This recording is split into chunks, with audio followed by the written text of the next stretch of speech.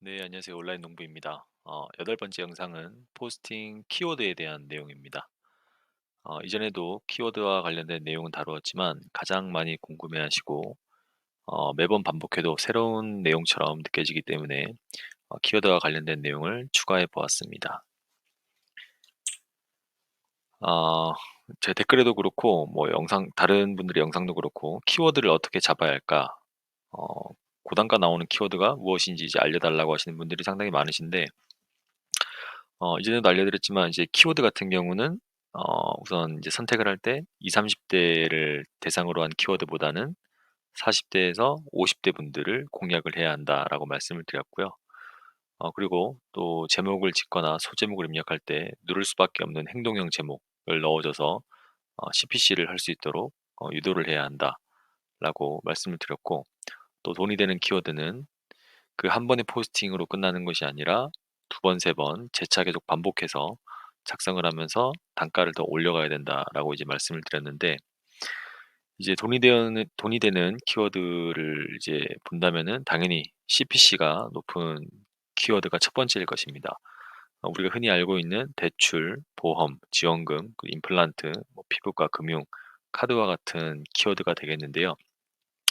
이러한 키워드는 사실상 이제 다음 티스토리를 하는 분들 입장에서는 저품질이라는 엄청나게 무서운 블로그가 다음에서 검색되지 않는 그런 악영향이 있기 때문에 사실 이제 많이들 쓰시지 않는 키워드가 되겠고, 두 번째로는 당연히 CPC가 높지만 경쟁률이 낮은 키워드를 찾는 것이 목표가 될 것입니다. 그런데 좀 아이러니하게도 CPC가 높은 경우는 경쟁률이 절대 낮을 수가 없습니다. 왜냐하면 CPC가 높다는 것은 결국에 이제 사람들이 많이 찾고 거기에 대해서 행동이 이루어지고 돈이 된다라고 이제 볼 수 있기 때문에 우리 같은 이렇게 티스토리 블로그를 하는 분들뿐만이 아니라 파워링크라고 하죠. 그 플랫폼 자체에서 돈을 내고 하는 광고도 당연히 CPC가 높은 키워드에는 많기 때문에 저희가 상단에서 경쟁을 어 좀 경쟁력 있게 상단에 노출되기는 상당히 어렵다. 라고 말씀을 드리면 될 것 같고, 또 키워드를 잡을 때는 시기가 적절한 키워드를 선택해 줘야 한다. 이것을 시의성이라고 표현하기도 하는데요. 지금 가장 궁금해하는 주제가 무엇일까? 읽는 사람들이 지금 딱 이 시점에 궁금해하는 주제는 무엇일까?라는 것을 항상 염두하고 작성을 해 주셔야 합니다.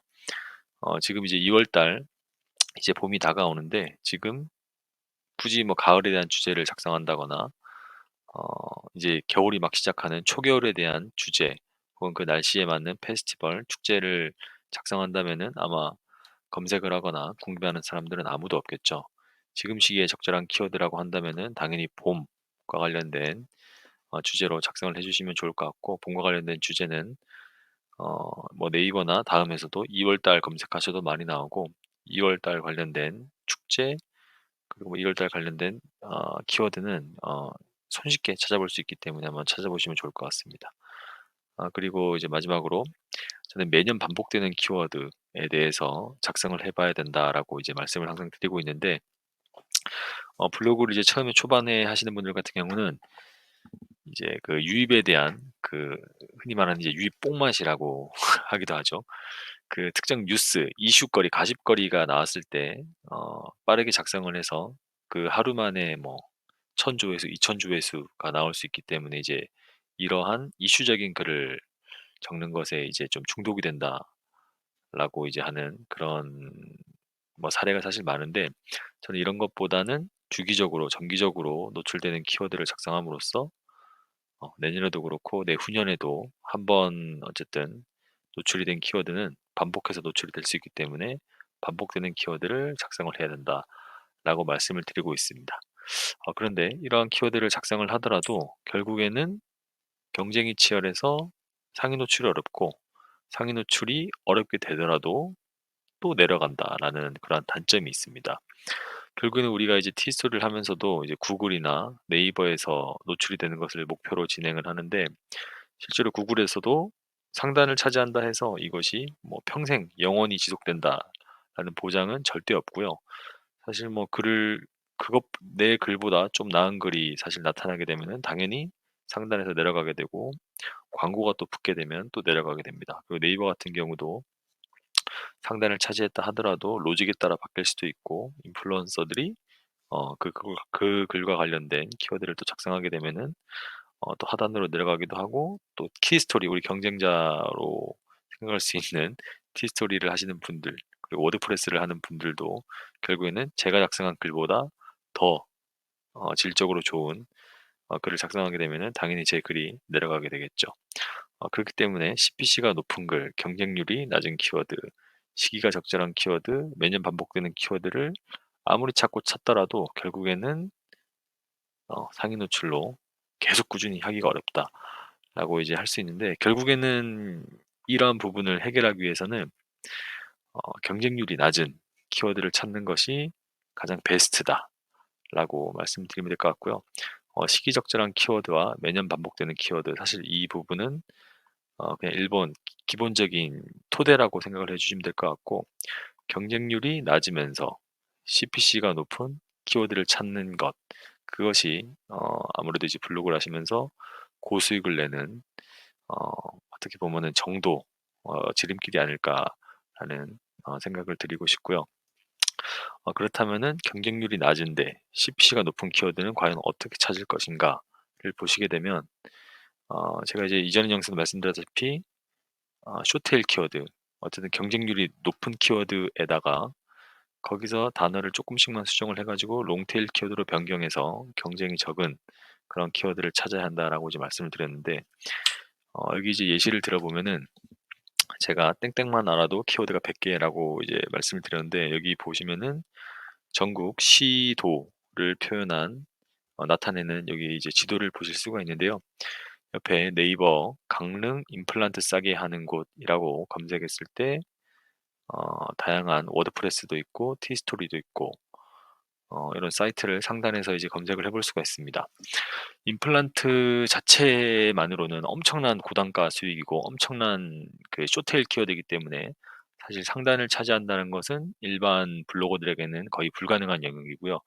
왜냐하면 실제로 검색해 보시면 아시겠지만 파워링크가 가장 먼저 뜨고 다음으로는 의료 전문 블로거들, 인플루언서들이 먼저 뜨기 때문에 이렇게 강릉 싸게 하는 곳이라는 키워드를 추가해서 롱테일 키워드를 만들지 않으면은 일반 워드프레스나 티스토리 블로그는 상단을 차지하기가 어렵다라고 생각을 하시면 될 것 같습니다. 자, 그렇다면은 여기서 이 강릉이라는 단어만 지역을 바꿔서 양양, 고성, 뭐 영월, 봉화, 안동 여기 보시면은 다양한 엄청나게 많은 사실 지역들이 있고 이 지역들 중에서도 강릉시라고만 하더라도 여기서 또 세분화해서 들어가면은 강릉시 교동 임플란트 싸게 하는 곳 제가 강릉시에 무슨 동이 있는지 잘 몰라서 지금 말씀 못 드릴 것 같은데 예를 들어서 제가 알고 있는 곳이 안동도 알고 있는데 안동 옥동 임플란트 싸게 하는 곳 안동의 안기동 임플란트 싸게 하는 곳이라고 할 수도 있을 것 같고요. 원주의 당계동 임플란트 싸게 하는 곳 그리고 이제 서울 같은 경우는 훨씬 더 많겠죠. 그리고 이제 경기도 같은 경우도 관련된 부분이 상당히 많을 것 같은데 네이버에서 바로 이러한 부분을 어떻게 노출을 시키고 내가 이 임플란트에 대한 내용을 잘 모를 텐데 작성을 하겠느냐라고 또 이제 생각을 해보시는 분들이 있을 텐데 사실 이제 이러한 부분은 제가 이제 영상에서도 많이 그 말씀드렸던 것처럼 AI를 통해서 사실 손쉽게 글을 작성할 수 있는 부분입니다. AI에다가 강릉 임플란트 잘하는 치과 5개를 추천해 줘라고 명령어를 입력하면은 실제로 5군데의 평점 그리고 뭐 연역이라든지 연락처라든지 관련된 내용이 나올 수가 있고 이러한 내용 포스팅 안에 임플란트를 하는데 유의할 점 그리고 임플란트를 했을 때 부작용과 관련된 내용들을 또 추가로 한다면은 아무래도 임플란트를 해야 하는 사람들의 입장으로서 충분히 읽어볼 만한 포스팅이 되고 여기에 임플란트 광고가 붙게 된다면 당연히 쉽게 CPC가 이루어질 것이고 실제로 CPC뿐만 아니라 실제로 거기서 상담이 잘 이루어져서 CPA까지 이루어진다면 엄청나게 큰 고수익을 얻을 수 있다라고 보시면 될 것 같고요. 저는 여기서 지금 임플란트라는 예시를 하나 들었을 뿐이지만 각 지역에서 각 지역에 있는 사람들이 우리 지역에서 얻고자 하는 정보, 다양한 업종이 되겠죠. 그 업종들을